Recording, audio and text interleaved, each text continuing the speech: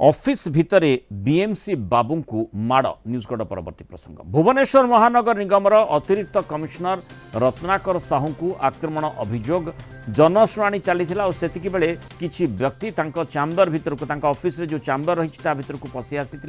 अभियोग होती कलर टाणी माड़ मारी अभियोग होती जहां नहीं बीएमसी रो समस्त कर्मचारी आंदोलनरत रही सुरक्षा दाबी से माने कार्य बंद करी आंदोलन करुछंती घटना खारबेल नगर थाना पुलिस तदंत करुछि सीसीटीवी फुटेज को जांच करा जाउछि ऑफिस भितरे पसी अतिरिक्त कमिश्नर को आक्रमण घटना दुर्भाग्यजनक बोली मेयर मंतव्य दैछन।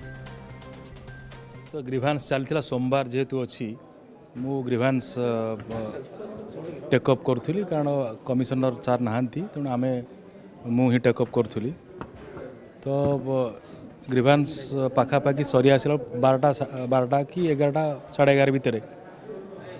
जीवन बाबू थिले आमर कॉर्पोरेटर सी आउ 5-6 जन खंड पिला पशिले मु भाई बोधे से ग्रीवांस देवे तो जीवन बाबू आरंभ कले जे आपण कौन आमर एक्स आमर जो जगा भाई को कौन कहले मु कहली कौन जगा भाई को मु कहली मु तो किछि कहिनी मु तो जना तो आपण मिसबिहेव कर ना मिसबिहेव किछि करनी तो एतिकरे से जो बाकी सांगर जो 5-6 जन थिले जो माने ग्रीवांस भावुते देवे बोली से माने मते टाणी की जबरदस्त गाड़ी भीतर को नवा चाहिए आपण चलतु आपण घोषाड़ा घोषणा करके मिस हैंडलिंग मैन हैंडलिंग करके मुथा मारिकी मत गाड़ी भीतर को पूरा नौले घटना ये आमर यूजी ग्राउंड फ्लोर रे ही ना कौन तो इश्यू मुझे जानी ना ना से माने खाली कहले आप कौन किसी मिसबिहेव कले कि मुझे ना मिसबिहेव करना एतिकी कथा ना आलोचना आज सकाଳେ तो होता बट से आमर एमती बच्चा विषय किसी आलोचना है सी गोटे इनक्वारी रिपोर्ट कथा कहते कौन आप इनक्वारी रिपोर्ट देलेनी से कथा अत्यंत दुर्भाग्यजनक कथा जे ऑफिस भितर जड़े कार्यरत सीनियर ऑफिसर को जो भली भाव में आज माड़ मरा गला एमिति एठू जड़ा पड़ुछि जे माने राज्य रे आईन श्रृंखला केमिति रही 5 ରୁ 6 जन दुर्बृत्त भितर पशिकी गोटे ऑफिसर को झिंकी झिंकी मारिबा आपण देखिले ही आश्चर्य हेबे किभली भाव में से माड़ मरा है प्रथम फेज रे तो मु नथिले हमर कॉर्पोरेटर लोक माने टणाटणी करी बंद कले मु खबर पाई कि एठू दौड़ी जिबा बेले तांको गोड़ ऊपर को टेकिचंदी मुंडो टाणी टाणी नौचंदी आ ताधरे माड़ मारुचंदी ये निश्चित आमे पुलिस को डाकिचु पुलिस आछंती पुलिस तदंत करूचंती तार सीसीटीवी कैमरा मध्य रही तेणु से देखुचंती देखि सारला परे जहा आमर एफआईआर मध्य दिया जाउची तेणु एफआईआर अनुसार से कार्यानुष्ठान ग्रहण करिवे कर्मचारी माने काम छाड़ी बसचंदी मध्य बाहर से मध्य कहउचंती जे पर्यंत से माने अरेस्ट न होइचंती एभली दुर्बृत्त ताको ऊपर दृढ़ कार्यानुष्ठान निया जाउ अरेस्ट करा जाउ से पर्यंत न करा जिवो से पर्यंत काम हबो नाही बोली से माने कहउचंती। Kalinga TV principal correspondent P Hemant Kumar जोड़ी होती हेमंत अति संगीन ये प्रकार जो बड़ अभियोग आसी कारण ऑफिस रे कार्यरत बीएमसी रो जो ऑफिसर को आक्रमण अभियोग आसी तार कारण जहाँ था ना कहीं प्रथमे तो देखा कथा किए एथिरे संपृक्त रही तुरंत ये जो क्रिमिनाल एक्टिविटी बोली अभिहित कर कौन भूल नहीं ऑफिस भितर जन जने जेहेतु जने सरकारी कर्मचारी को माड़ मारिबा स्पर्धा करा जायछि पुलिस किभली भाव में तदंत करुछि जो सीसीटीवी फुटेज कथा कहा जाउछि ताकू किभली जांच करा जाउछि। देख मुनाल जो भाव में घटना घटी अतिरिक्त बीएमसी जो कमिशनर रही रत्नाकर साहू को जनशुणाणी बेले जो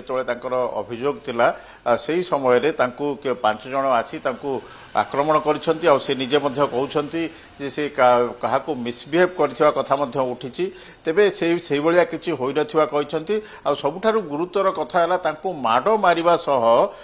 ऑफिस रु टाणी नहीं गोटे प्रकार अपहरण करने को उद्यम कर सूचना मिलूँ जो भाव में से निजे कहते अर्थात जो प्रकोष्ठ रही जो अभियोग शुणाणी चलता से कौन गोटे प्रकल्पर गोटे एनक्वारी चलता से 34 नंबर वार्डर गोटे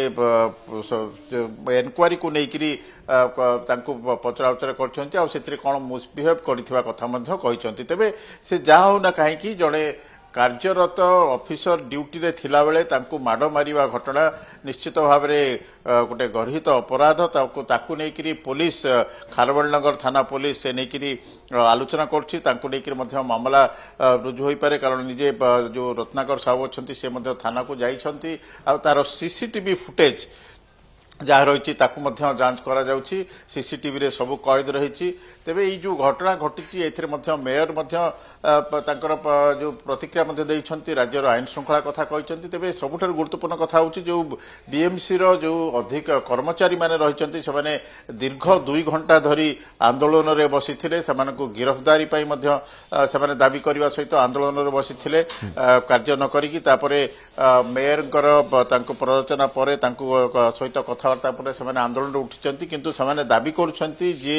ଯେଉଁମାନେ ଯେଉଁ କାର୍ଯ୍ୟରତ କର୍ମଚାରୀଙ୍କୁ ଅଫିସରଙ୍କୁ ବା ଅଧିକାରୀଙ୍କୁ ତାଙ୍କୁ ମାଡ଼ ମାରିଛନ୍ତି, ତେଣୁ ସେ ପୁରାପୁରି ସେ ବିଏମ୍ସିରେ ସୁରକ୍ଷା ନାହିଁ, ସେମାନେ ସୁରକ୍ଷିତ ନୁହନ୍ତି। ତେଣୁ ନିଶ୍ଚିତ ଭାବରେ ଯେଉଁ ଅପରାଧୀ ଯେଉଁମାନେ ଏଇଭଳି କାଣ୍ଡ ଭିଆଇଛନ୍ତି ତାଙ୍କ ବିରୁଦ୍ଧରେ କଡ଼ା କାର୍ଯ୍ୟାନୁଷ୍ଠାନ ନିଆଯିବ ଆଉ ତାଙ୍କୁ ଗିରଫଦାରୀ ପାଇଁ ମଧ୍ୟ ଦାବି ହୋଇଛି। ମାନେ ଯେହେତୁ ଜଣେ କାର୍ଯ୍ୟରତ ଅଫିସର ଗୋଟିଏ ଅଫିସରେ କାମ କରୁଛନ୍ତି, ସରକାରୀ ଅଫିସରେ କାମ କରୁଛନ୍ତି ଜଣେ ଅଫିସର,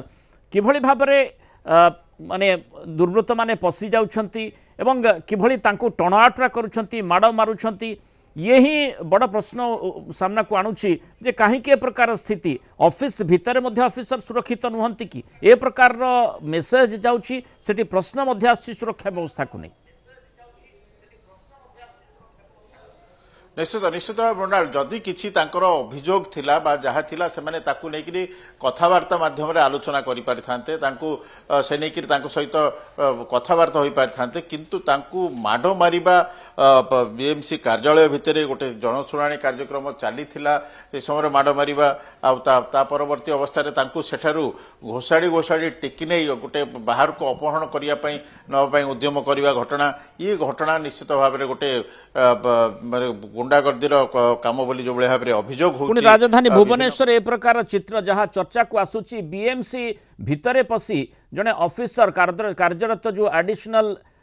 माने एडीसी रही किभली भाव में आक्रमण करा कहीं कौन पाई आक्रमण करागला से तो स्वतंत्र कथा, किंतु ऑफिस भितर हेमंत जमती आम आलोचना करुचे निश्चय जो प्रश्नटी आसूची जो बीएमसी अन्य कर्मचारी माने आंदोलन को ओह्लैंती जे सेमाने सुरक्षित नुहंती, ए प्रकार वार्ता ए प्रकार मानसिकता से मन ए प्रकार प्रश्न से मन को आसीपे जो से आंदोलन करुँच। स्वाभाविक कथा कारण ऑफिस गोटे सरकारी ऑफिस भितर जन ऑफिसर भाव जे मुझे सुरक्षित रही जेहेतु मो जड़े सरकारी ऑफिसर मते मो काम करने दि जाऊँ से क्षेत्र में जदि हठात दुर्वृत्त माने पशिबे कहीं पशिले क्या पशिले से तो अलग कथा, से बाबद निश्चय पुलिस तदंत आम आशा करवा, किंतु तुरंत जो भली भाव में आपराधिक कार्य ऑफिस भितर होईची से बाबद में कार्यानुष्ठान निहाती आवश्यकता रही। बहुत धन्यवाद हेमंत विस्तृत आलोचन आम सहित रही।